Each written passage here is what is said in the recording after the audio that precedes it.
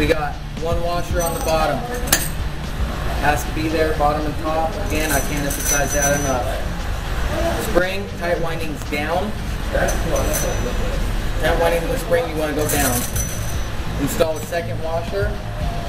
Now I've already cut my preload spacer. Again, this is going to vary between each rider and each model. This one here I've set up for a female rider with the 1-inch lowering kit. All in all, should work pretty good. Again, there is no exact measurement on this. This is entirely how you want the bike to be set up is how the spacer is going to be made.